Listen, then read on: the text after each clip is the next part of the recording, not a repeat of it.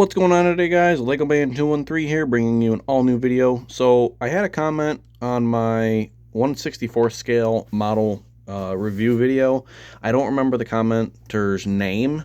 However, they asked about two new models that I had mentioned, and these are what I've got. So in front of you, they are the 1/50th scale John Deere 544 loader and the John Deere 345G.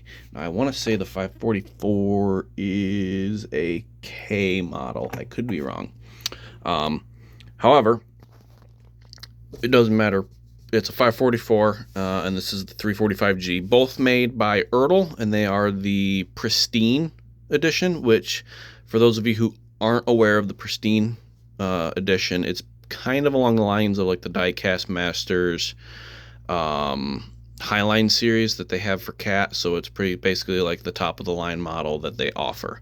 So turn the flash on so you guys can get a better look. So starting off, we will go over the excavator first. So the 345G is it's a zero swing excavator, meaning the tail swing is basically cut off, so there's no counterweight.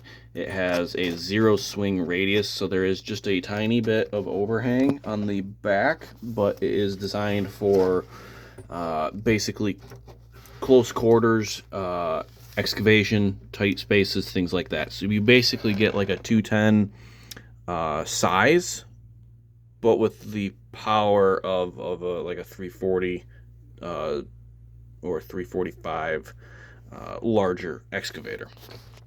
As you can see, very good detail. Ertl tends to do the non-painted rivets here on the bucket attachment, the stick cylinder, things like that. Not a huge detail. It does have a good range of motion. I'm doing this one-handed, holding my phone and then using my other hand to display, so I won't go too crazy, but you have a lot of cool detail. You do have some side panels that open up, that one, and then the same one on the other side. I just have a harder time getting to it. Very nice graphic detailing as well. The grading right here is actually a decal, so it feels textured, but it's very subtle. The top is what you see. There's nothing really too fancy about it. It's a very hard rubber, so it's very rigid, but it does have some give to it for the exhaust. Moving along, as you can see, there's the 345. This is the P-tier series. This hatch as well does open. I can't get my fingernail in there. I can get it in there, but I can't get my fingernail. I don't believe this one opens. I don't think so. Let me look. Yeah, I don't think that one opens. I could be wrong. But very nice details. You got your safety rails. You do have a mirror right there, and then you have your safety rails, and then your detailed steps, things like that. Overall, very nice model. Detail-wise, I would put it with the Case 210 excavator from Ertl.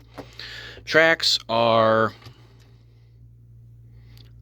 they're kind of like a hard plasticky sort of material. I don't really know how to describe them, but they do have some play to them. So if I pick it up, they do hang about that low, which is not terrible. It does give it a nice good look.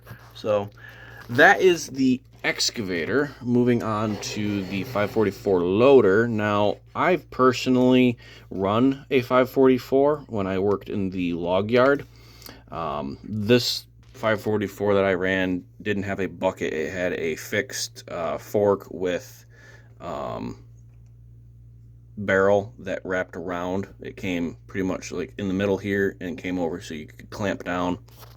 I always called it the clam, but this was basically the setup that we had at the log yard. It actually showed up probably early spring.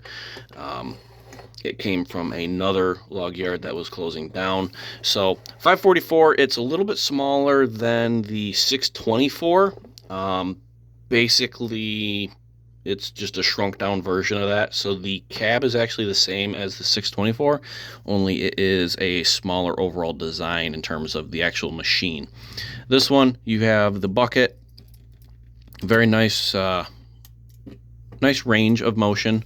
That's roughly about how high it lifts, and then the bucket dumps to about that. So overall, nothing, not too terrible.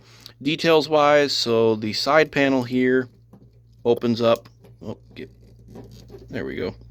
So the side panel opens up, shows you the engine, and then your coolers open up as well. Same on the passenger side. If I can get my fingernail in there, maybe. It might be hard to do. Anyways, both side panels open for the engine compartment as well as the coolers. Now in real life, this top cover here opens up as well as at least on the 624s, the fan shroud, the fan cover opens up. I don't know on the 544. I never got in depth with that. But also on this machine, you do have a semi-functioning rear axle as in real life. So that is a nice little feature. So if you were displaying this in a kind of like a work diorama, you could have it going over some rougher terrain, having some axle flexibility. Steering wise, that's about how tight it steers, at least for my model. Some might vary, but overall it's not terrible. It works. I'm very happy with it. But yeah, other than that, that is going to wrap up the video. I hope you guys enjoyed. Don't forget to like, subscribe, comment down below. Again, I apologize to the commenter. I don't remember your name, but if you do see this was you had asked about this, so these are the two newest models that I've gotten. So very happy with them.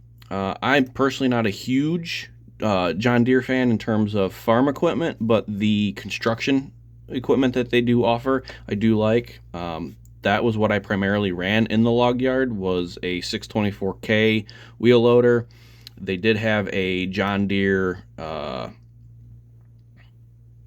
log loader that was fixed on a tractor trailer setup. Very fun to run. Different controls, something that I'm not used to, so it's completely different than an excavator. So very cool. I definitely recommend these models, especially if you're into the, I guess, the higher detail ones. So very nice, very happy with them, and I hope you guys enjoyed. Like, subscribe, comment down below, and I'll catch you guys in the next one. LegoMan213 out.